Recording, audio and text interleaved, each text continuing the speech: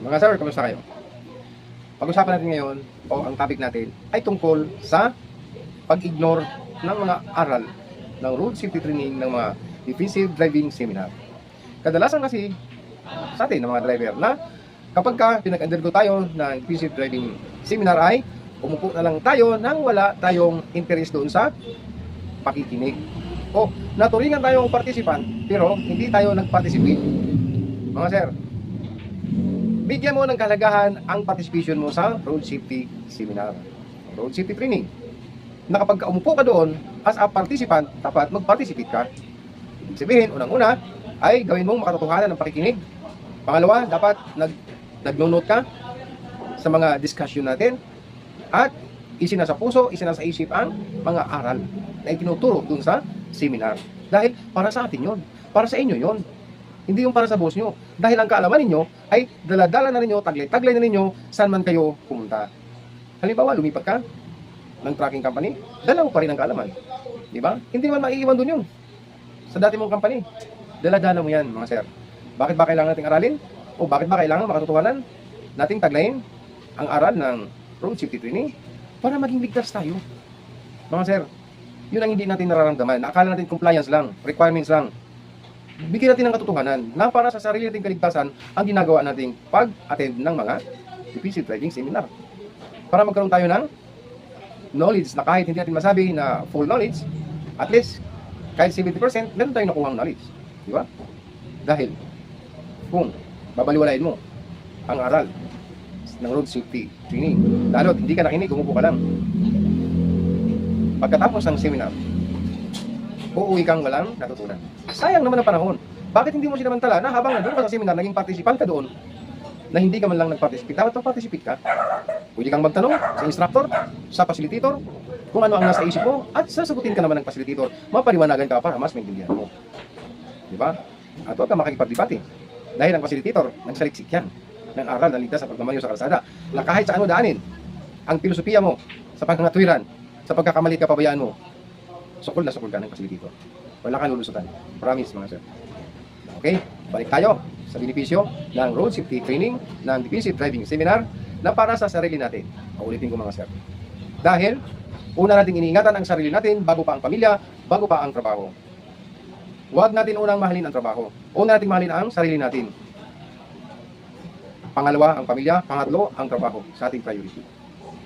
Di ba? Sabi mo, mahal mo ang pamilya mo. O, ingat mo ang sarili mo. Di ba? Sabi mo, mahal mo ang pamilya mo. O, taglayin mo ang aral. Ang road safety training, ng defensive driving seminar. Di ba? At huwag natin bigyan filosofi. Pang filosopo ng mga sagot na hindi ka naman lulusot. Si sir, hindi talaga maiwasan ng aksidente kahit sino. Maranasan yan. Yes, totoo yun. Kaya lang, kaya tayo nasa pag-aaral para maiwasan natin na masangkot. O ibig sabihin, magkaroon tayo ng awareness sa kung ano ang pwedeng mangyari sa atin. Kadalasan kasi wala tayong aware eh. Sige lang, takbo lang. Tapos biglang, ayan, uy, wala ka na magagawa, nabigla ka. Dahil hindi ka prepare, dahil hindi ka aware. So wala kang pinsang nagawa. So wala kang nagiging desisyon na tama na agaran. Nabigla ka eh.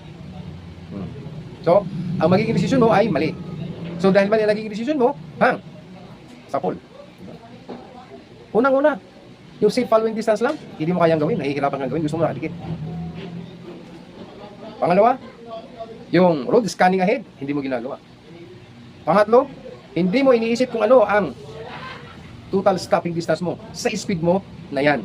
Na just in case na magkaroon ng hazard sa unahan, just in case na puminto bigla o nagpreno bigla, yung sinusundan mo, gaano ka makakahinto. Dapat yan lagi nasa isip natin.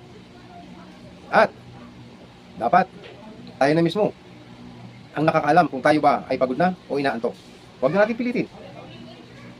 Pwede natin ipahinga ating sarili saglit. Take a short break. Diba? Mag-power nap. At least 30 minutes. Eh sir, tinawagan ako ng boss mo. Kailangan, hindi daw pwede matulog. Diretso daw eh. Talaga. Sir, sino ba ang may dala ng truck? Yung boss mo, ikaw. Diba ikaw? O ikaw ang nasusunod. Nasa iyo ang bula. Lagi nating tandaan, mga sir, na tayo nagdadrive. Nasa atin ang huling desisyon. Wala sa kanila. Kahit sino pa mang boss mo yan. Nasa sa iyo ang huling desisyon para maging ligtas ka. Diba? Takot ka na, pagalitan ka ng boss mo, dahil hindi sinunod, dahil takbo mo. Na kahit inaanto ka na. Diba? Bakit? Pag napahama ka, nasawi ka, dahil nakatulog ka habang nagmamaniho, may babalik ba ng boss mo yung buhay mo? Aayudahan ba ng boss mo habang buhay? Yung pamilya mo? Papag-aralin ba ng boss mo yung mga anak mo hanggang sa makatapos? Malamang hindi. Ngayon, yung asawa mo, hintayin ka ba niyan? Siyempre hindi na. Dahil nawala ka na, papalitan ka na. Di ba? Masakit ang katotohanan. Kaya, kung mahal mo ang pamilya mo, ingatan mo ang sarili mo. Taglay mo ang duties and responsibilities na alam mo. Kasi ang mga boss, kahit mali, inuutos yan. Kahit mapapama ka, inuutos pa rin yan. Hindi naman lahat. Di ba?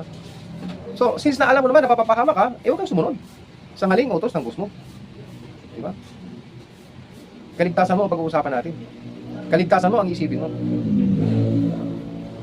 Mabalda ka, maputol ang mga paa, maputol ang kamay mo. Makapagmamaniho ka pa ba? Diba? Kawawa ka.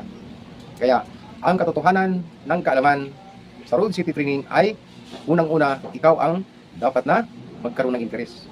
Hindi ng boss mo. Kaya ka isinalang ng boss mo sa Road City Training para maging ligtas ka. Di ba? Kaya, huwag mong baliwalain, huwag mong i-ignore ang aral ng Road City Training at huwag mong debatihin ang mga facilitator na nagpapasiliti sa Defensive Driving Seminar dahil nagsaliksik ang mga facilitator. At ang facilitator na nangangaral ng makatotohanan ay physically, literally, driver din yan dati. At mas matagal lang nag-drive ka sa sayo. Kaya kahit saan mo dali ng katuwiran, hindi ka lulusot. Lalo na kapag kausap mo. Never kang lulusot, sir. Dahil inaral ko yan, nagsaliksik ako tungkol dyan para maging ligtas ka. Kaya huwag mo nabigyan katuwiran ang pagkakamali mo para mayroon kang matutunan. Ganun lang mga sir, kasimple. Tanggapin ang pagkakamali, tanggapin ang kapabayaan para magkaroon ng lesson. Maraming salamat at sana mayroon kang natutunan.